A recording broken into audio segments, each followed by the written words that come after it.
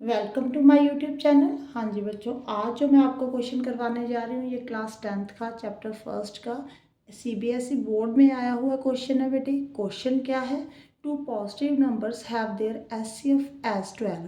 उन्होंने बोला आपके पास टू पॉजिटिव नंबर है जिनका एचसीएफ जो है बेटे वो 12 है और उनकी प्रोडक्ट जो है नंबर की वो किसके इक्वल दी हुई है? 6336 के।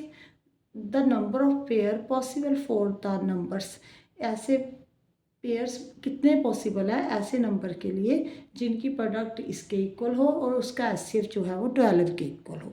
ठीक है जी, आपको नीचे ऑप्शन दिए हुए हैं बेटे।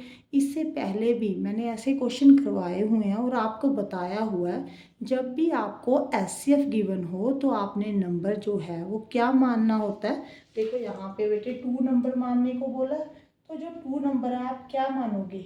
12x 12y। ठीक है जी, इसका रीज़न भी मैंने बताया हुआ है।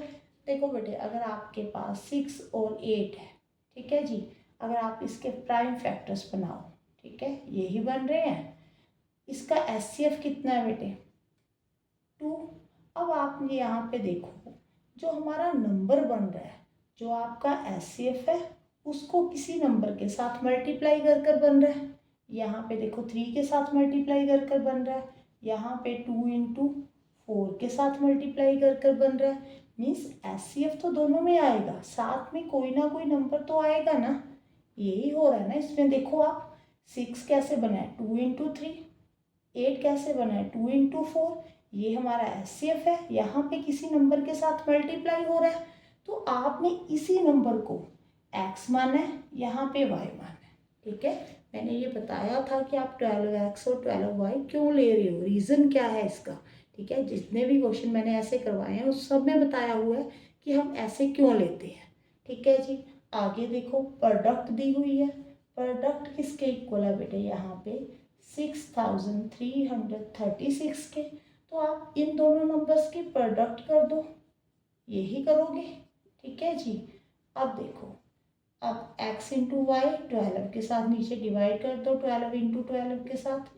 अब यहाँ पे बेटे आप कटिंग कर दो। देखो 2 6 का 12 होता है, 2 3 सा 6 होता है, 2 3 सा 6 होता है, 2 1 सा 2, 2 6 सा 12, 2 8 सा 16, यही होता है बेटे। आगे फिर से कटिंग कर दो, 2 3 सा 6, 2 1 सा 2, 5 2 सा 10, आगे बेटे आएगा यहाँ पे 8 16, यहाँ पे 4। अब देखो 3 5 सा 15, 3 2 सा 6, 8 आ गया बेटे। अब देखो 12 4 सा कितना होता है? 48 होता है। ठीक है, फिर से 48। तो x इंटू वाई जो है बेटे वो 44 आ गया। अब देखो आगे आपने क्या करना है। अब x इंटू वाई 44 कैसे आ सकता है? पहले आपने ऐसे तो नंबर सोचने हैं। देखो बेटे 1 इंटू 44, तब भी 44 ही होगा।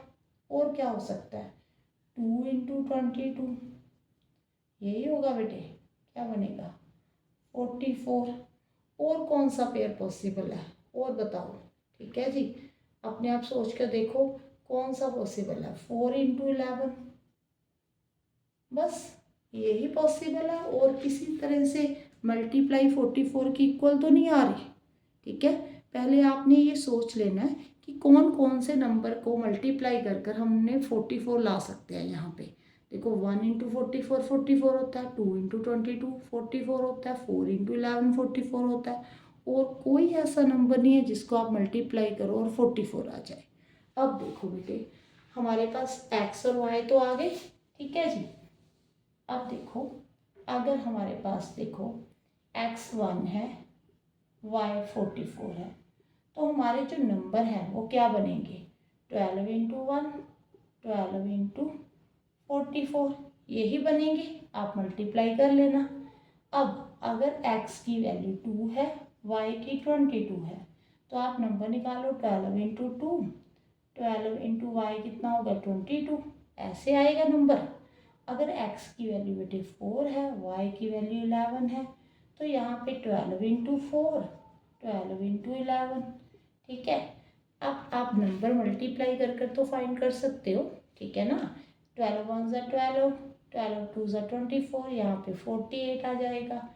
और दूसरा नंबर कैसे आएगा बेटे, 12 को 44 के साथ मल्टीप्लाई कर लो। ठीक है जी, देखो 4 टू ज़ा 8, 48, यहाँ पे भी 48, ये 8, 5 टू 8 आ गया बेटे। ठीक है जी, अगर आप इसको मल्टीप्लाई करते हो, यहाँ पे 12 को 22 के साथ, यहाँ पे 4 2 4 2, यहाँ पे 2 6 4। ठीक है जी, अगर आप इसको करते हो तो यहाँ पे 1 3 2 आ गया। अब देखो हमारे पास नंबर तो आ गए, बच्चे क्या कर रहे हैं कि मैम एक ये वाला पॉसिबल है पेयर, एक ये वाला, एक ये वाला, 3 आंसर लगा रहे हैं। बेटे आंसर 3 क्यों नहीं आएगा, उन्होंने बोला HCF 12 होना चाहिए।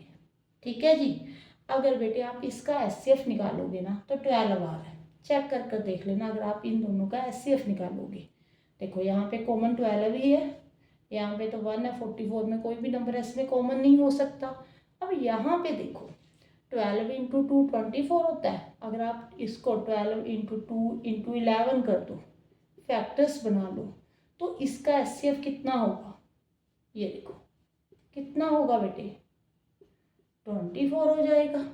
ठीक है, उन्होंने क्या बोला है कि ऐसे पेयर चाहिए जिसका HCF कितना हो, 12 हो।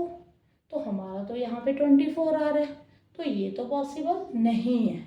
ओके, अब यहाँ पे देखो अगर आप इन दोनों नंबर्स का HCF निकालोगे तो 12 12 ही कॉमन है बेटे, यहाँ पे 11 है, यहाँ पे 4 है, 2 इंटू 2 4 होता है, बट कॉमन कोई भी नंबर और नहीं है, तो HCF तो यहाँ पे 12 ही आएगा।